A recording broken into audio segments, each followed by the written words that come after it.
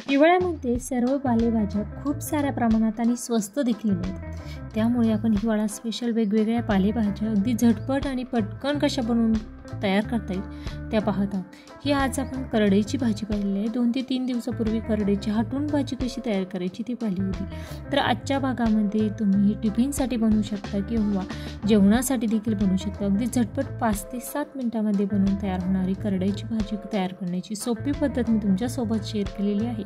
त्यामुळे रेसिपी शेवटपर्यंत नक्कीच पहा आणि सोमवारपासून शनिवारपर्यंतच्या सर्व रेसिपीज पाहण्यासाठी वरील व्हिडिओप्रमाणे चॅनलला सबस्क्राईब नक्कीच करा। नमस्कार, मी कविताच किचनमध्ये तुम्हा सर्वांचे खूप खूप मनापासून स्वागत करते। आज आपण विंटर स्पेशल झटपट बनवून तयार होणारी साधी सोप्या पद्धतीने परंतु चवीला अतिशय छान पोषण तत्वांनी भरपूर असणारी करडईची सुकी भाजी तयार करत आहोत। त्यासाठी या ठिकाणी आपण करडईची भाजी घेतलेली आहे। आता करडईची भाजी घेताना त्याची जी पानं आहे ना ती आपल्याला सर्व काढून घ्यायची आहे। ही भाजी निसून घ्यायची।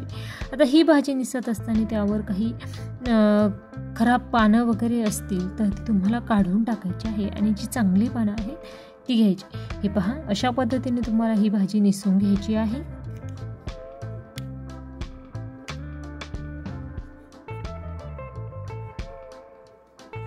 हे पहा, अशा पद्धतीने ही भाजी आपल्याला निसून घ्यायची आहे।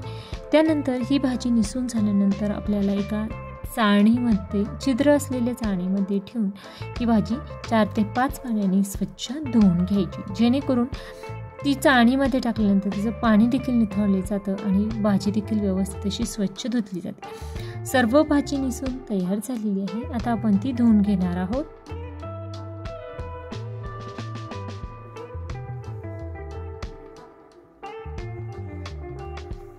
भाजी स्वच्छ निसून धुवून झाल्यानंतर कट करून घेतलेली आहे। हे पहा, अशा पद्धतीने। त्यानंतर आपण सुकी भाजी करण्यासाठी घेणार। त्यासाठी आपल्याला त्याचं जे कोरडं वाटण तयार करायचं आहे, सुका मसाला करायचा आहे। त्यासाठी शेंगदाणे घेतलेले आहे, लसूण घेतलेला आहे, हिरवी मिरची घेतलेली आहे। आता तुम्ही जर मार्गशीर्ष महिन्याचे गुरुवारचा उपवास सोडवण्यासाठी ही भाजी बनवणार असाल, कांदा लसूण विरहित बनवायची असेल तर तुम्ही लसूण स्किप करू शकता। हे पहा, आता शेंगदाणे, हिरव्या मिरच्या आणि लसूण व्यवस्थित असा भाजून तयार झालेला आहे। आता आपण तो काढून थंड करण्यासाठी ठेवू, तोपर्यंत आपण भाजी शिजण्यासाठी टाकणार आहोत। या ठिकाणी तेल आपण कढईमध्ये टाकलेलं आहे। आता तेल किती तुम्हाला क्वांटिटीमध्ये वापरते तुमच्यावर डिपेंड आहे। त्यानंतर तेलामध्ये 1 चमचा जिरं टाकलं। जिरं छान असं तेलामध्ये फुलल्यानंतर आपण त्यामध्ये ही करडईची भाजी टाकलेली आहे। आता करडईची भाजी टाकेपर्यंत आपण गॅसचा फ्लेम हा कमी ठेवलेला होता, परंतु करडईची भाजी टाकल्यानंतर गॅसचा फ्लेम हा मोठा करायचा आहे।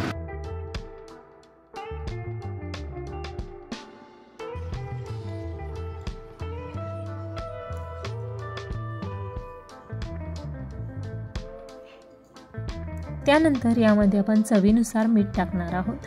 आता या ठिकाणी मेथीची भाजी जेव्हा बनवतो ना त्यावेळेस ती परतवल्यानंतर खूप जास्त कमी होते, 25% होते, परंतु करडईची भाजी पाहिजे तेवढी कमी होत नाही। त्यामुळे करडईची भाजीमध्ये परतवल्यानंतर मीठ टाकण्यापेक्षा मी अगोदरच मीठ टाकलं, जेणेकरून भाजी आपण तेलामध्ये मिक्स करत असताना मीठ देखील लगेचच मिक्स होईल। यासाठी साधारणतः पोहे खाण्याचा 1 चमचा एवढं मीठ टाकलेलं आहे।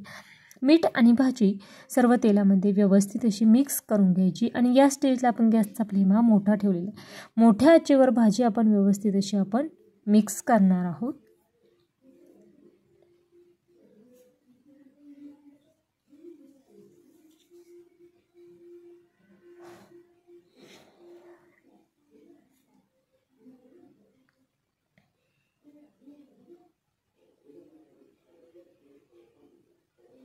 सर्व भाजी आपली मिक्स करून होत आलेली आहे आणि मोठ्या आचेवर ही भाजी मिक्स करण्यासाठी साधारणतः 2 ते 3 मिनिटे एवढा वेळ मला लागलेला आहे। हे पहा, अगदी छान अशी तेलामध्ये परतवल्यानंतर भाजीला हिरवा रंग छान असा आलेला आहे।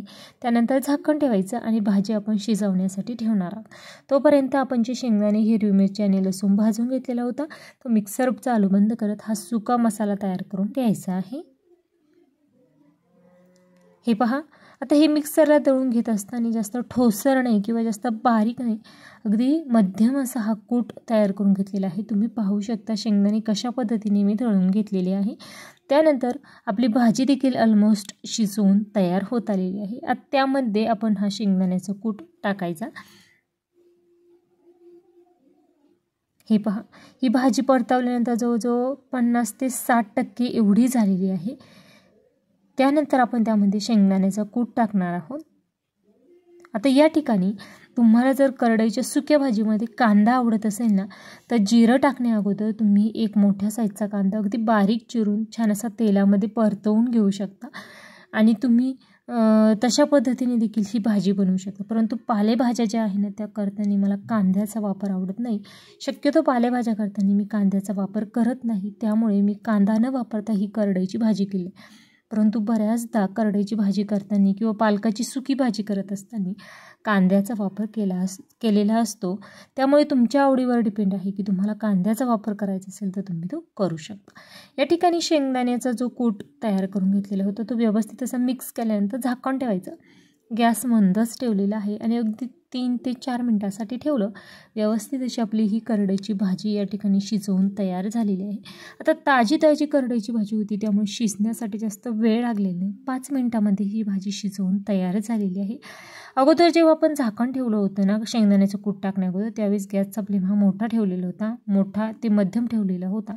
परंतु शेंगदाण्याचं कूट टाकल्यानंतर गॅसचा फ्लेम हा मी पूर्णपणे कमीच ठेवलेला होता. अशा पद्धतीने छान अशी करडईची भाजी आपली बनवून तयार झालेली आहे. गॅस बंद केलेला आहे आणि तुम्ही पाहू शकता परफेक्ट या ठिकाणी करडईची भाजी बनवून तयार झालेली आहे. गरमागरम करडईची भाजी आपण बाउलमध्ये सर्व करूया. तुम्ही ही मुलांच्या टिफिनसाठी भाजी बनवू शकता किंवा तुम्ही जेवणासाठी देखील ही करडईची भाजी देखील बनवू शकता.